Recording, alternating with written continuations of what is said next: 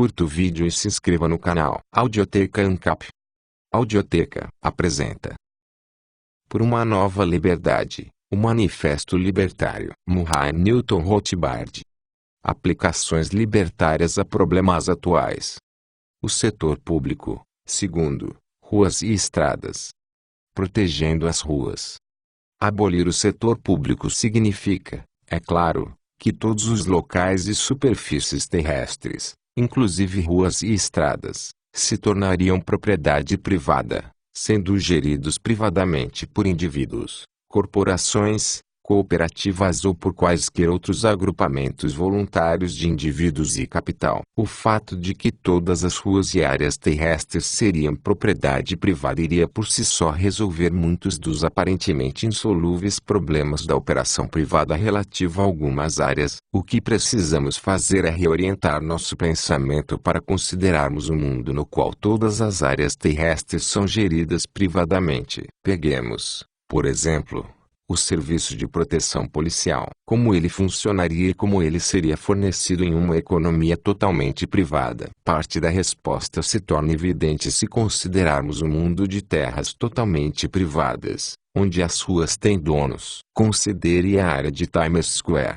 na cidade de Nova York. Trata-se de uma área notoriamente dominada pela criminalidade, onde a proteção policial oferecida pelas autoridades é mínima. Cada cidadão nova-iorquino de fato sabe que ele praticamente vive e anda pelas ruas, e não apenas na região de Times Square, em um estado de completa anarquia, dependendo unicamente da serenidade e da boa vontade de seus concidadãos. A proteção policial em Nova York é mínima, fato esse que foi dramaticamente revelado quando, em uma recente greve policial que durou uma semana, a taxa de criminalidade, pasmem, em nada se alterou. Não houve qualquer aumento de criminalidade acima das condições normais, quando a polícia está supostamente alerta e inativa. De qualquer modo, suponha que a região de Times Square, incluindo as ruas, fosse gerida privadamente pela, digamos, Associação dos Comerciantes da Times Square. Os comerciantes saberiam perfeitamente bem que se a criminalidade na sua região fosse desenfreada,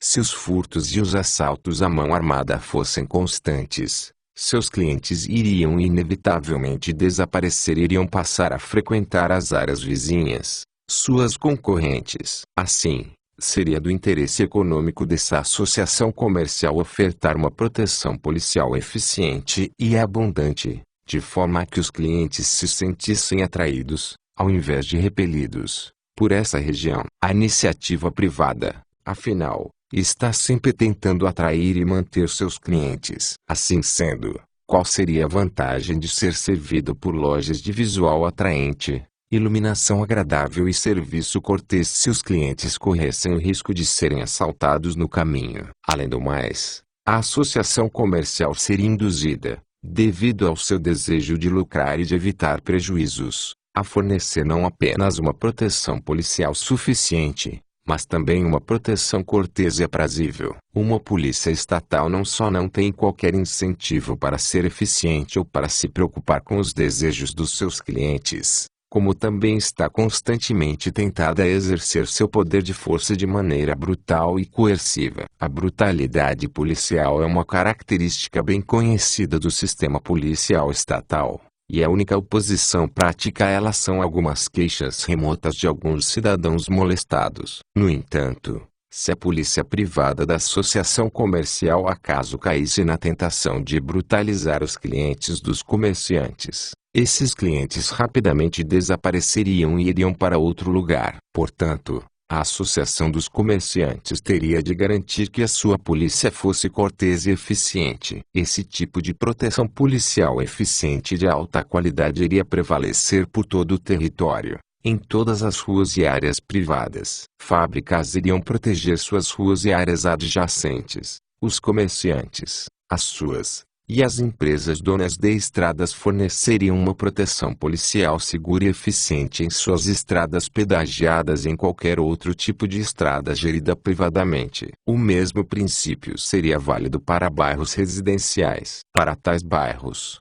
podemos prever dois tipos possíveis de gerenciamento privado das ruas. No primeiro tipo, todos os moradores de um determinado quarteirão podem se tornar os proprietários conjuntos daquele quarteirão, formando por exemplo a companhia do quarteirão A. Essa companhia iria então fornecer a necessária proteção policial, os custos da qual seriam pagos tanto pelos moradores e proprietários de imóveis, como pelo aluguel dos inquilinos, caso a S rua S inclua M apartamentos alugados. Desnecessário dizer, mais uma vez, que os donos dos imóveis teriam obviamente um interesse direto em garantir que seu quarteirão seja seguro, enquanto que aqueles que querem alugar seus imóveis tentariam atrair inquilinos oferecendo ruas seguras, além dos serviços mais habituais, como água, ar-condicionado, calefação, zeladores, porteiros, etc. Perguntar por que os locadores deveriam fornecer ruas seguras em uma sociedade libertária e completamente privada seria tão tolo quanto perguntar hoje por que eles deveriam prover água e rede elétrica para seus inquilinos. A força da concorrência e da demanda do consumidor os obrigaria a fornecer tais serviços. Ademais,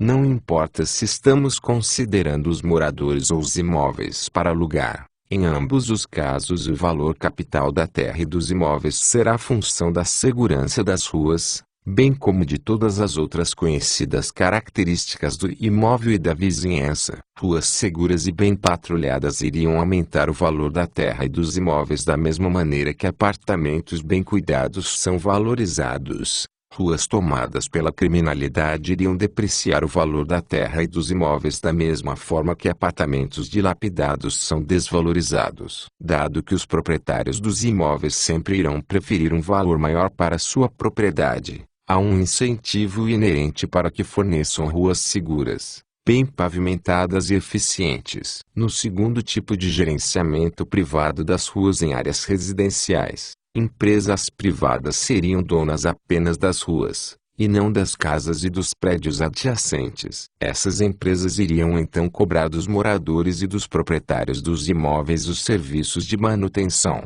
de melhorias e de policiamento de suas ruas. Novamente, ruas seguras, bem iluminadas e bem pavimentadas iriam estimular proprietários e inquilinos a se mudar para essas ruas. Ruas sem segurança, mal iluminadas e mal pavimentadas iriam afugentar proprietários e usuários. A satisfação dos usuários e o incremento da demanda pelo uso das ruas, tanto por parte dos moradores como pelo trânsito de automóveis, iriam aumentar os lucros e o valor das ações das empresas privadas que gerenciam as ruas. A insatisfação dos usuários e a diminuição do uso das ruas, bem como os serviços decadentes da empresa, iriam afugentar os usuários e diminuir os lucros e o valor das ações dessas empresas. Portanto, as empresas proprietárias das ruas fariam o seu melhor para fornecer serviços eficientes, inclusive proteção policial, de modo a conquistar clientes e agradá-los. Elas seriam levadas a fazer isso pelo seu desejo de obter lucros e aumentar o valor do seu capital. É infinitamente melhor depender da busca de interesses econômicos por parte de donos de imóveis e de empresas administradoras de ruas a ter de depender exclusivamente do altruísmo duvidoso de burocratas e funcionários do governo. Nesse ponto da discussão, é possível que alguém esteja tentado ao perguntar, se as ruas fossem geridas por empresas privadas, e admitindo que elas geralmente iriam se esforçar para agradar seus clientes com a máxima eficiência, o que aconteceria se algum proprietário de rua maluco ou tirânico repentinamente decidisse bloquear o acesso de um proprietário vizinho à sua rua? Como é que este iria entrar ou sair? Poderia ele ficar permanentemente bloqueado, ou mesmo ser extorquido para que lhe fosse permitida a sua entrada ou saída? A resposta para essa questão é a mesma dada a um problema similar sobre propriedade de terras. Suponha que todos os proprietários de imóveis ao redor da propriedade de uma pessoa repentinamente não mais a deixassem sair ou entrar. E aí? A resposta é que cada pessoa, ao comprar imóveis ou serviços de rua em uma sociedade libertária, iria se certificar de que a compra ou o contrato de arrendamento lhe garantisse acesso pleno por qualquer que seja o período de anos especificado. Com esse tipo de servidão garantido a priori por contrato, Nenhum tipo de bloqueio repentino seria permitido, já que ele seria uma invasão do direito de propriedade do dono do imóvel. Não há obviamente nada de novo ou de assustador nos princípios dessa sociedade libertária até então imaginada. Já estamos familiarizados com os efeitos revigorantes da concorrência entre serviços de transporte entre determinadas localizações. Por exemplo, quando as ferrovias privadas estavam sendo construídas nos Estados Unidos durante o século XIX, a concorrência entre as empresas ferroviárias forneceu uma incrível força revigorante para o desenvolvimento de suas respectivas áreas. Cada empresa fez o máximo possível para estimular a imigração e o desenvolvimento econômico nas adjacências de seus trilhos. A intenção, é claro, era aumentar seus lucros, o valor de suas terras e o valor do seu capital, e cada uma delas se apressou a fazer isso, pois, caso contrário, as pessoas e os mercados deixariam sua área e se mudariam para os portos, cidades e locais servidos pelas ferrovias concorrentes. O mesmo princípio seria válido se todas as ruas e estradas também fossem privadas. Da mesma forma, já estamos familiarizados com os serviços de proteção policial fornecidos por comerciantes e organizações particulares. Dentro de suas propriedades, as lojas têm vigias e sentinelas, os bancos têm guardas, as fábricas têm vigilantes, os shopping centers têm seguranças privados, etc. Uma sociedade libertária iria simplesmente expandir esse saudável e funcional sistema, levando também para as ruas. Não é por acaso que ocorrem muito mais assaltos e roubos violentos nas ruas fora das lojas do que assaltos às próprias lojas. Isso é porque as lojas são munidas de precavidos guardas particulares, enquanto que nas ruas todos nós precisamos confiar na anarquia da proteção policial estatal. E de fato, em vários quarteirões da cidade de Nova York, tem crescido nos últimos anos, como resposta ao galopante problema da criminalidade, a contratação de vigias privados para patrulhar esses quarteirões, através de contribuições voluntárias dos proprietários de imóveis e moradores daquela região. A criminalidade nessas áreas já foi substancialmente reduzida. O problema é que essas tentativas às vezes se tornam vacilantes e ineficientes porque as ruas não são propriedade de seus residentes, e assim não há um mecanismo efetivo para se ajuntar o capital necessário que permita garantir uma proteção eficiente em base permanente. Além disso, os vigias que patrulham as ruas não podem estar legalmente armados porque eles não estão na propriedade de seus contratantes, e eles não podem, da maneira como podem donos de loja ou de outras propriedades, abordar qualquer pessoa que esteja agindo de maneira suspeita, porém ainda não criminosa. Eles não podem, em resumo, fazer aquilo que, financeira ou administrativamente, os proprietários podem fazer com suas respectivas propriedades. E mais, um sistema em que a polícia é paga por proprietários e residentes de um quarteirão ou de um bairro iria não só pôr um fim na brutalidade policial contra os cidadãos, mas, principalmente, iria também acabar com o espetáculo atual em que a polícia é considerada em muitas comunidades como um grupo de colonizadores imperiais estrangeiros,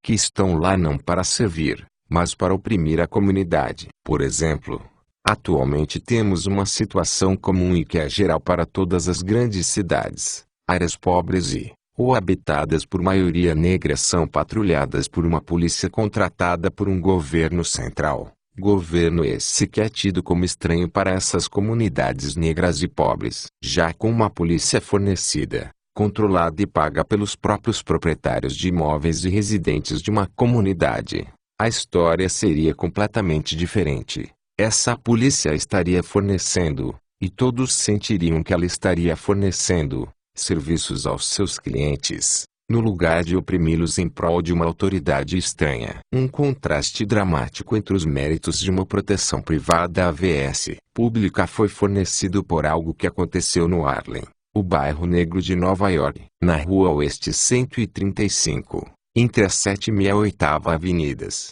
está localizada a 82ª Delegacia do Departamento de Polícia de Nova York. Todavia, a nobre presença dessa delegacia não evitou a erupção de uma onda de roubos noturnos a várias lojas da região. Finalmente, Durante o inverno de 1966, 15 comerciantes da região se uniram e contrataram um vigia para patrulhar o quarteirão durante toda a noite. O vigia foi contratado junto a uma empresa privada de segurança que estava lá para fornecer a proteção policial que não estava sendo fornecida. Apesar do recolhimento de impostos sobre propriedade, a mais bem-sucedida e mais bem organizada polícia privada em toda a história americana foi a Polícia Ferroviária dos Estados Unidos, que era mantida por várias empresas ferroviárias com a missão de evitar danos aos passageiros e impedir o roubo de cargas. Essa moderna polícia ferroviária foi fundada no fim da Primeira Guerra Mundial pela Seção de Proteção da Associação Ferroviária Americana. Funcionou tão bem que,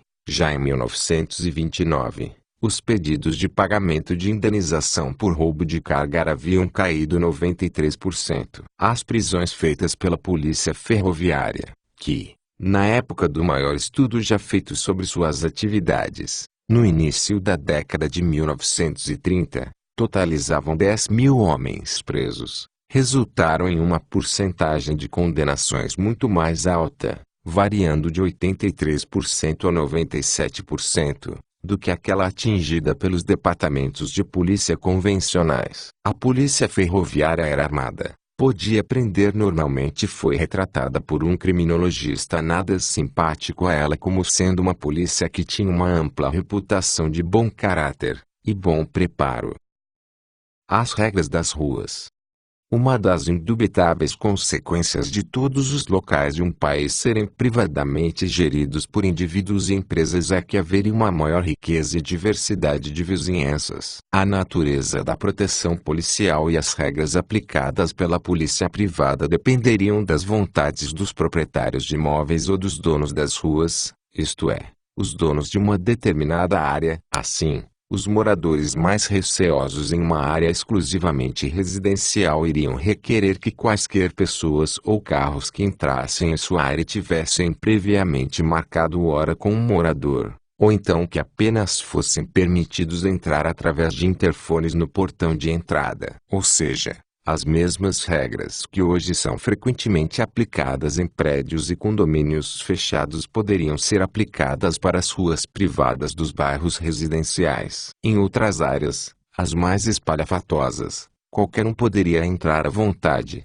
e ainda haveria vários outros graus de vigilância entre esses extremos. Muito provavelmente as áreas comerciais, ansiosas em não rejeitar ou repelir clientes, estariam abertas para todos. A busca pelo lucro é que determinaria a escolha do método mais eficiente. Isso forneceria uma grande disponibilidade de opções para os indivíduos, que de acordo com seus desejos e princípios poderiam escolher a área que lhes fosse mais aprazível. Pode-se reclamar que tudo isso daria liberdade para discriminar. Poderia haver discriminação contra o uso de imóveis ou das ruas por determinados tipos de indivíduos. Sim. Não há dúvidas quanto a isso. É fundamental ao credo libertário o direito de cada homem poder escolher quem pode entrar na sua propriedade ou fazer uso dela, considerando-se é claro que a outra pessoa queira fazê-lo. Discriminação, no sentido de escolher favoravelmente ou desfavoravelmente de acordo com qualquer que seja o critério que a pessoa utilize,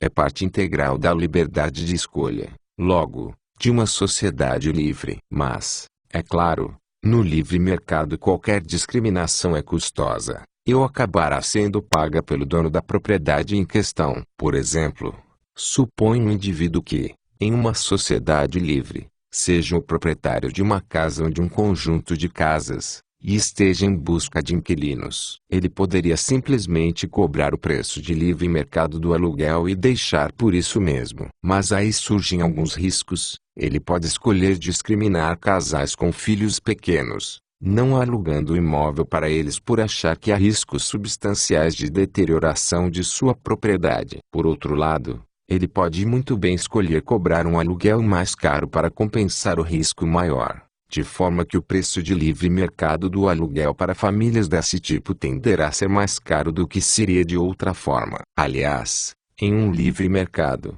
essa situação vai ocorrer na maioria dos casos. Mas e se houver uma discriminação pessoal, ao invés de uma estritamente econômica, da parte do locador? Suponha, Por exemplo, que o locador seja um grande admirador de um determinado grupo étnico, por exemplo, suecos loiros e muito altos, e decida alugar seus apartamentos apenas para pessoas de tal grupo. Em uma sociedade livre, ele estaria completamente em seu direito se assim procedesse. Mas ele claramente iria sofrer um grande prejuízo, pois teria de dispensar inquilino atrás de inquilino, em uma busca sem fim por suecos loiros e altos. Conquanto esse possa ser considerado um exemplo radical, o efeito é exatamente o mesmo, ainda que em grau variado, para qualquer tipo de discriminação no livre mercado. Se, por exemplo, o locador não gostar de ruivos e, por isso, determinar que não vai alugar seus apartamentos para esses tipos,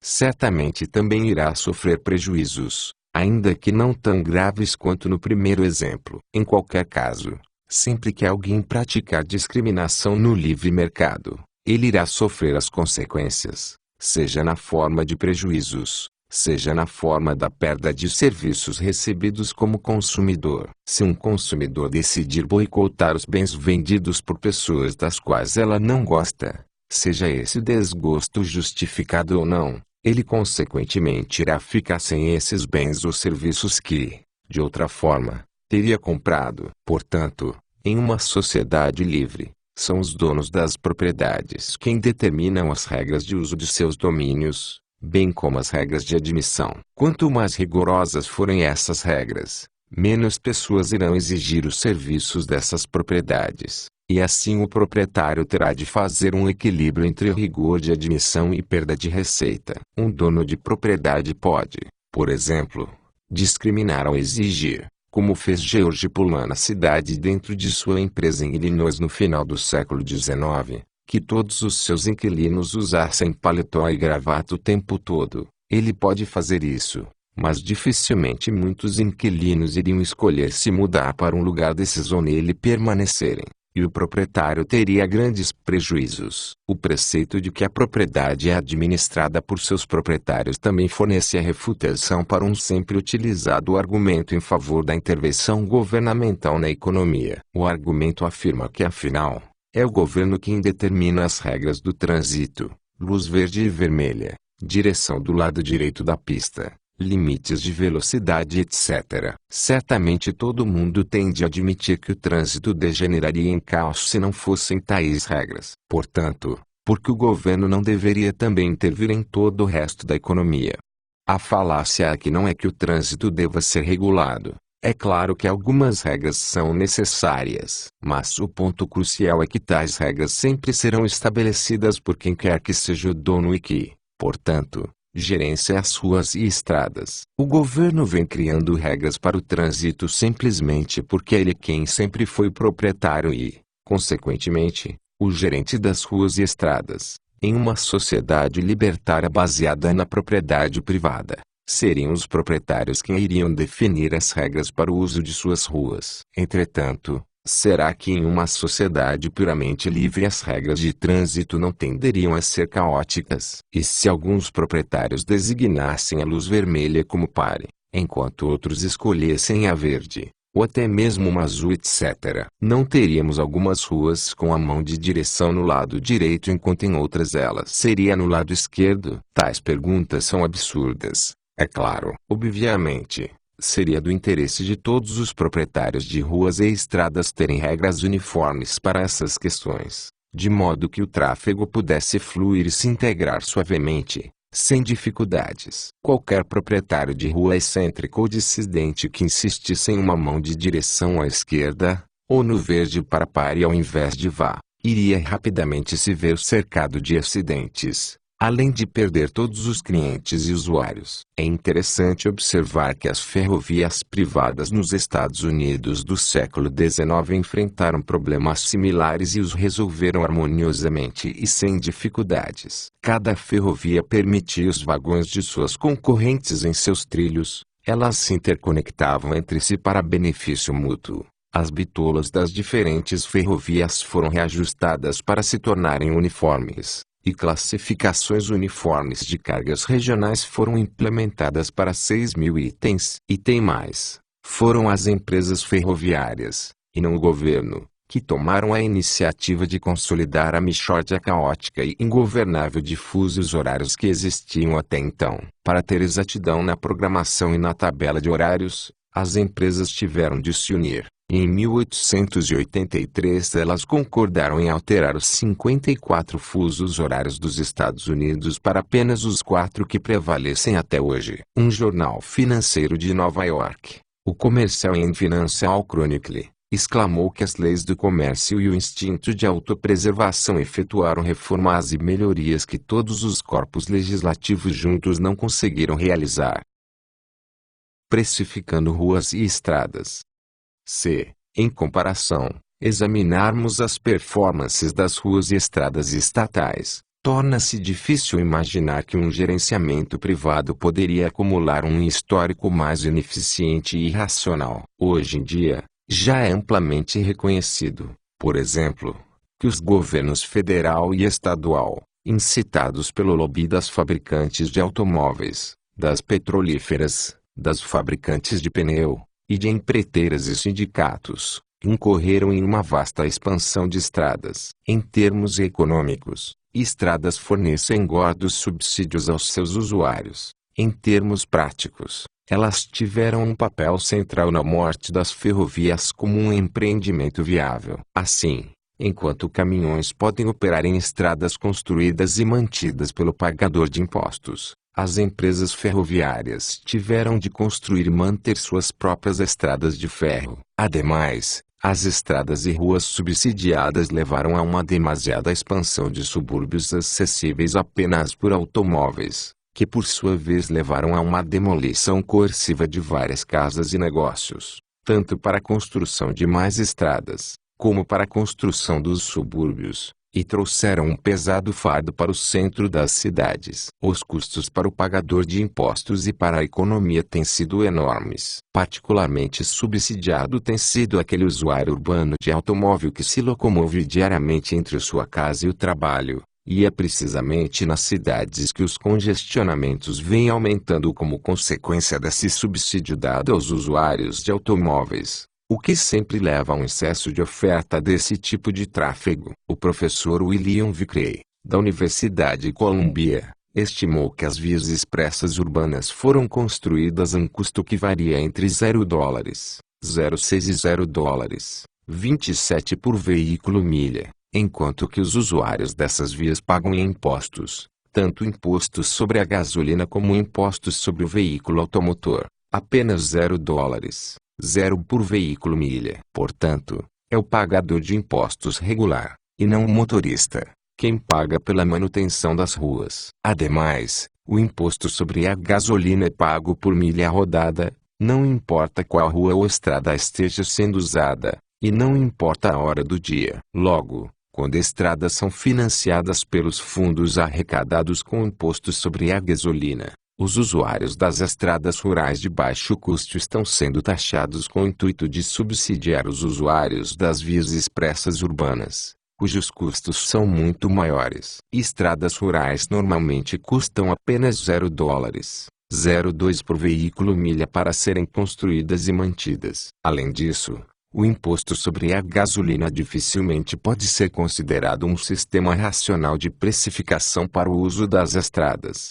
e nenhuma empresa privada jamais iria precificar dessa forma o uso de suas estradas. Empresas privadas precificam seus bens de forma a equilibrar o mercado, de maneira que a oferta iguale a demanda e não haja nem escassez nem excedentes. O fato de os impostos sobre a gasolina serem pagos por milha, independentemente da estrada, significa que as ruas urbanas e estradas altamente requisitadas estão enfrentando uma situação tipicamente criada pelo governo. O preço cobrado pelo seu uso está muito abaixo do preço de livre mercado. Esse subsídio dado aos motoristas urbanos resulta em enormes e exacerbados congestionamentos nas ruas e estradas, especialmente nas horas do rush, enquanto que ao mesmo tempo deixa toda uma malha de estradas rurais praticamente inutilizada. Um sistema racional de precificação iria, ao mesmo tempo, maximizar os lucros para os proprietários das ruas e propiciar ruas sempre livres de congestionamento. No atual sistema,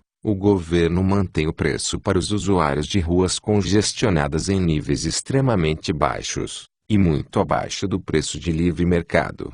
O resultado é uma escassez crônica de espaço trafegável, o que resulta em congestionamento. O governo tem tentado enfrentar este crescente problema não através da precificação racional, mas através da construção de ainda mais estradas e espremendo o pagador de impostos por ainda maiores subsídios para os motoristas, e deste modo, piorando a escassez ainda mais. Aumentar freneticamente a oferta enquanto se mantém o preço pelo uso muito abaixo do preço de mercado simplesmente resulta em congestionamento crônico e agravado. É como um cão de corrida perseguindo um coelho mecânico. Deste modo, Washington Post rastreou o impacto do programa de rodovias federais na capital americana. O Rodoanel de Washington foi uma das primeiras grandes ligações no sistema a ser concluído. Quando a última seção foi inaugurada no verão de 1964, ele foi considerado como uma das melhores autoestradas já construídas. Esperava-se que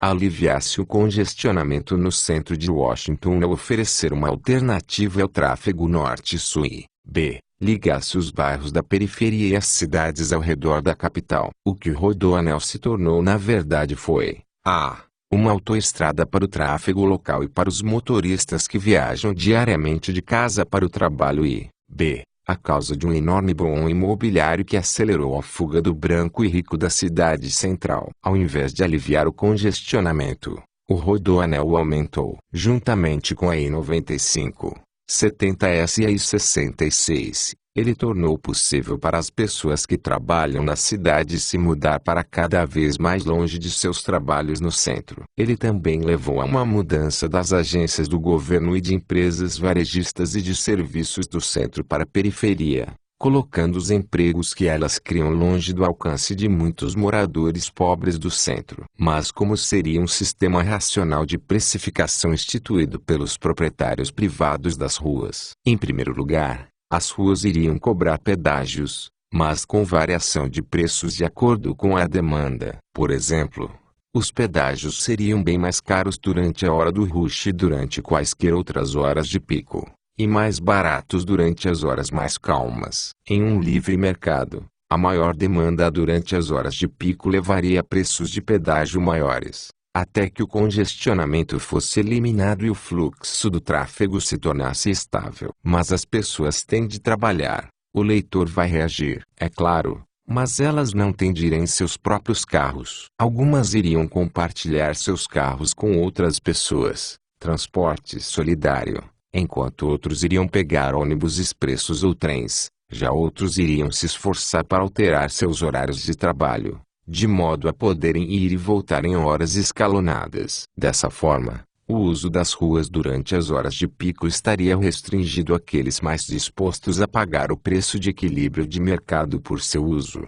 Finalmente, os maiores lucros obtidos pelas empresas operadoras de túneis e pontes, por exemplo, estimulariam outras empresas privadas a construir mais dessas estruturas. A construção de ruas e estradas seria governada não pelos clamores de grupos de interesse e de usuários que querem mais subsídios, mas pelos eficientes cálculos de demanda e custo efetuados pelo mercado. Embora muitas pessoas possam vislumbrar o funcionamento de estradas privadas, elas ficam espantadas com a ideia de ruas urbanas privadas. Como elas seriam precificadas? Haveria pedágios em cada quarteirão? É óbvio que não, dado que tal sistema seria claramente antieconômico, além de proibitivamente custoso tanto para o proprietário como para o motorista. Em primeiro lugar, os proprietários das ruas iriam precificar o estacionamento em suas ruas muito mais racionalmente do que no modelo atual. Eles iriam cobrar muito mais caro para se estacionar nas ruas congestionadas do centro,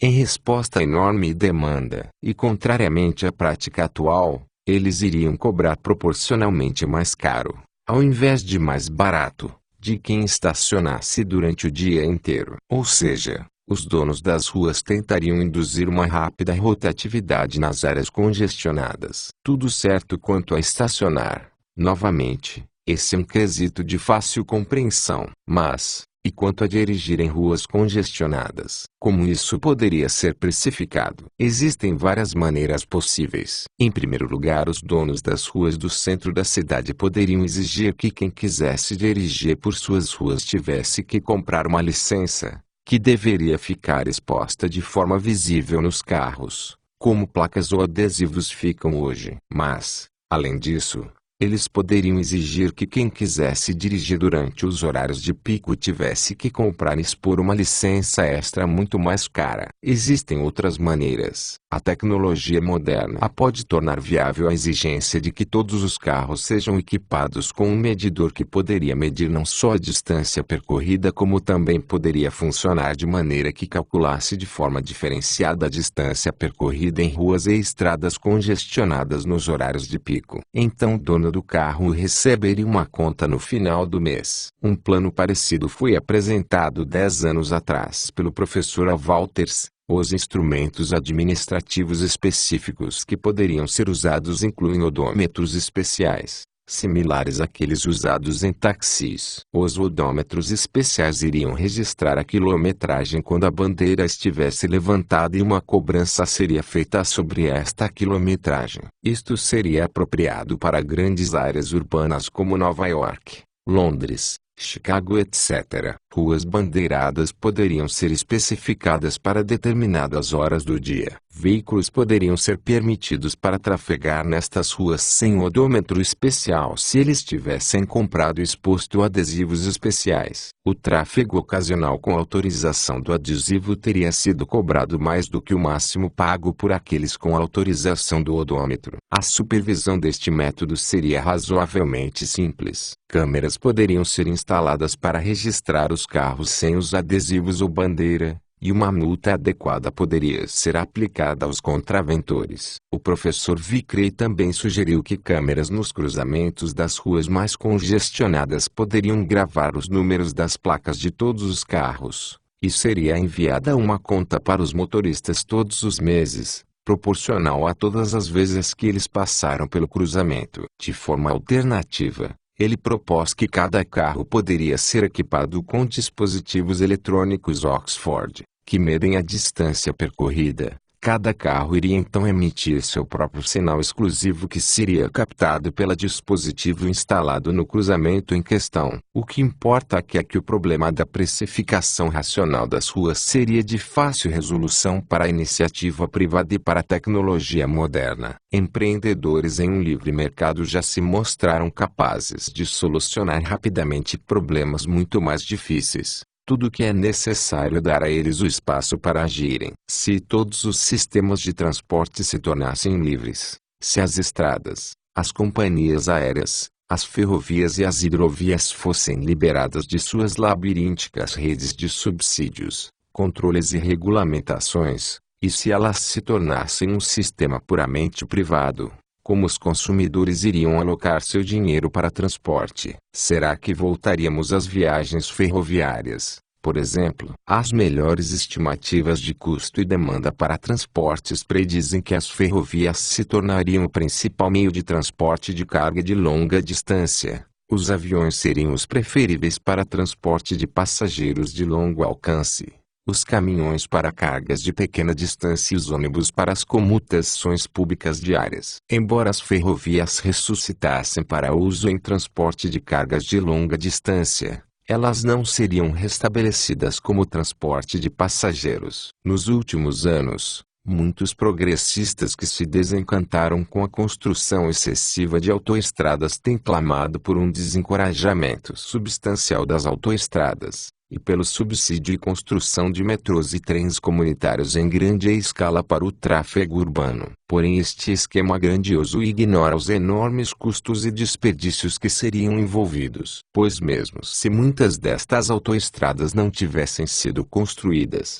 elas estão lá, e seria tolice não aproveitá-las. Nos últimos anos, alguns sábios economistas do transporte protestaram contra os enormes desperdícios envolvidos na construção de novas ferrovias de transporte rápido, como o da região da Baía de São Francisco, e no lugar disso pediram para que se usasse as autoestradas existentes através do uso de ônibus expressos para se ir e voltar do trabalho. Não é difícil imaginar um setor aéreo e uma rede de ferrovias particulares, não subsidiados e desregulamentados. Mas poderia haver um sistema de estradas privadas. Tal sistema seria viável. Uma resposta é que estradas privadas funcionaram admiravelmente bem no passado. Na Inglaterra antes do século XVIII, por exemplo, as estradas, invariavelmente geridas pelos governos locais, eram mal construídas e pessimamente mantidas. Essas estradas públicas jamais teriam suportado a poderosa revolução industrial que a Inglaterra vivenciou no século XVIII. A revolução que prenunciou a era moderna. A vital tarefa de aperfeiçoar as praticamente intransitáveis estradas inglesas ficou a cargo de companhias privadas que, começando em 1706, organizaram e estabeleceram a grande rede de estradas que fez a Inglaterra ser motivo de inveja para o resto do mundo. Os proprietários dessas companhias privadas eram em geral mercadores, donos de terras industrialistas da área que estava sendo servida pela estrada, e eles recuperaram seus custos cobrando pedágios em pontos selecionados. Frequentemente, a coleta de pedágios era arrendada por um ano ou mais para indivíduos selecionados através de licitações concorrenciais. Foram essas estradas privadas que desenvolveram um mercado interno na Inglaterra e que reduziram enormemente os custos de transporte do carvão e de outros materiais volumosos. E já que era mutuamente benéfico para elas, as companhias de pedágio se interligaram entre si para poder formar uma rede de estradas interconectadas por todo o país. Tudo isso resultado da iniciativa privada em ação. Como na Inglaterra, o mesmo ocorreu nos Estados Unidos algum tempo depois. Defrontando-se novamente com estradas virtualmente intransitáveis construídas por unidades governamentais locais, companhias privadas construíram e financiaram uma grande rede de estradas pedagiadas por todos os estados do Nordeste americano, as Turnpikes, aproximadamente entre 1800 e 1830. Mais uma vez, a iniciativa privada provou-se superior na construção e manutenção de estradas, em oposição às retrógradas operações do governo. As estradas foram construídas e operadas por corporações privadas, que cobravam pedágios dos usuários. Essas empresas foram amplamente financiadas por mercadores e pelos donos das propriedades adjacentes às estradas, e elas voluntariamente se interligaram, formando uma rede interconectada de estradas. E essas foram as primeiras estradas realmente boas dos Estados Unidos.